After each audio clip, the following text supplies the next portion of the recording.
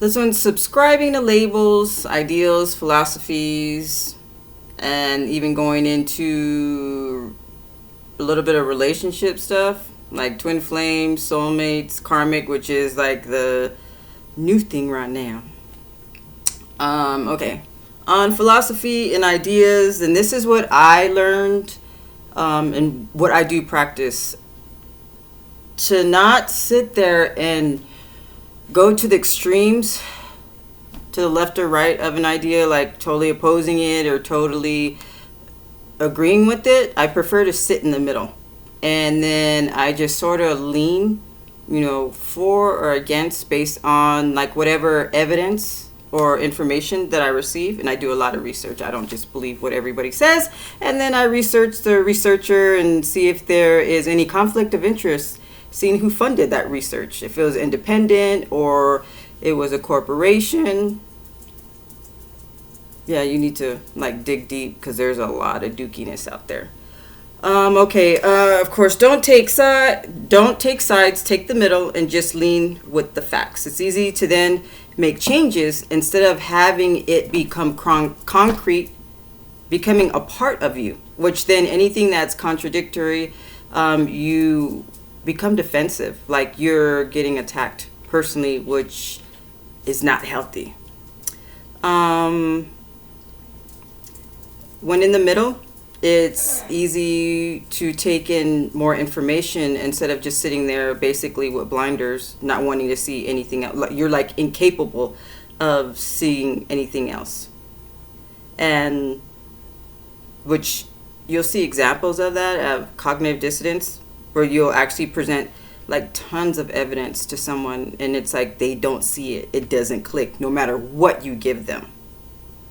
And you don't want to be in that position.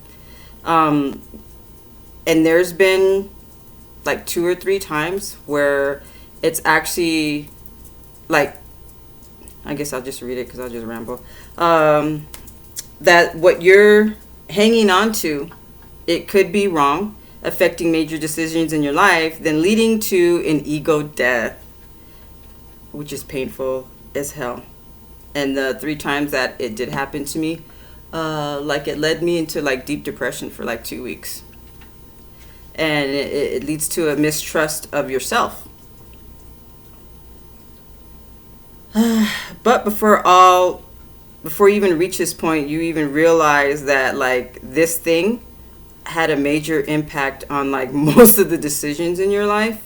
And it actually caused you to have a lot of conflict with other people when they were actually correct. So then you feel like a dumbass. You don't want that. Okay. And then don't take rejection, like relationship rejection, personally. Like if you like someone and they don't like you back in the same way. And I see it as sort of like getting mad at someone because they don't like the same color as you do. Because it is a preference that existed before you showed up in the picture. So it's not about you. So if you look at it that way, then you won't get offended that they don't like you in the same way, and you shouldn't be mad at them, and then you shouldn't take it personal because it has nothing to do with you. And then also, like the newest thing that's rampant now, the twin flame, the soulmate, the karmic, the divine masculine, feminine, the divine counterpart, which from what I've seen, like it's for me, it's a new thing. I had like heard little bits and pieces throughout the year about like twin flame and then soulmate and karmic. Like I didn't prescribe to it too much until like recently, like in the last 4 months, I actually looked into it because I kept seeing it over and over and over, and I was like, I guess I might also learn since everybody's into it. And from what I know, with the new energy change and then stuff I'm going to talk about later, which is going to be hella crazy, along with the whole idea of like indigo children, there's different groups of people that have a purpose on this planet. to help the planet and to help humanity, that having a twin flame is actually something rare, and there's even more advanced versions of a twin flame, that it is actually very, very rare. And it applies to, from what I know, these people that are on a purpose to help them on their mission, to not handle it singly, that they have a partner or even more than one partner, depending on the person, because there is such thing as free will. And from what I've seen, that people who do have twin flames, they actually have more than one, that they are at a different degree of twin flame. I guess more of a different level of enlightenment or evolution. But if I ever get into that, we'll talk about that later. I never subscribe to that. Subscribe to that. So on Soul Tribe, on Soulmate, Soul Tribe, hello. On Soulmate, that's another one that I always hear. Actually, as I said before, when you reincarnate, you are carnated with the same group of people. And everybody in there is your soulmate. Everybody. Even the girl at the counter at the 7-Eleven, she's a soulmate. It's just like with the twin flames, there's different levels, degrees of soulmate, which is different degrees of a connection. Some are just minor and some are like more intense of a connection. So everybody's your soulmate. That's in your existence. So it drives me crazy when all I hear is soulmate. Everybody's your soulmate. And then also, with your soulmates and your twin flames, there are negative soulmates, positive and negative, and dark and light. They're not just one type. They're like everything else. They're on a spectrum. And for me, I don't subscribe to that whole ideology, because I've seen people, when they subscribe to that, they get so focused on it, it's unhealthy. And it's more like a obsession. And they actually just focus on that, and they're like, they have to be with it. And then if anything else, like it doesn't exist, or they look at as an opposition, which is not healthy. And then it leads, for me, I consider it like a spiritual life trap. You get caught up in it, and it just messes you up.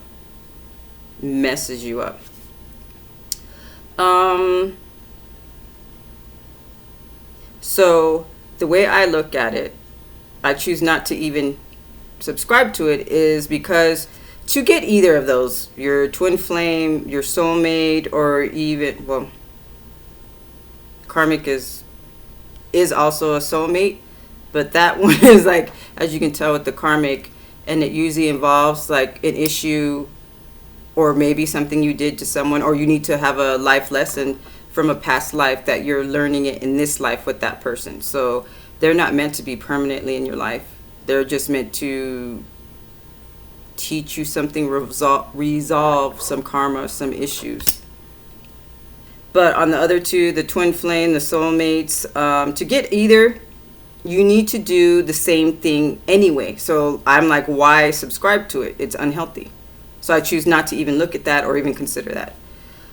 You have to work on yourself, find your balance, know yourself, to even be with them. Even if somehow you guys run into each other and you guys connect, even if they show up while you being broken, make sure that the relationship will not last. It's only temporary. You can't stay together. You being broken attracts broken people. So the relationship is not balanced. It's not going to work, even if you get them. And so I guess I'll just keep on moving on. Basically, that's the gist of that one. Like attracts like. And other parts of that I've seen, like the unhealthiness of like the twin flame, the soulmate, the divine feminine, the divine masculine, the divine counterpart, and on and on and on. Most of the time, these people will already be with someone, which anyways, in any type of relationship, you shouldn't be coveting someone else's person, because that'll just give you karma.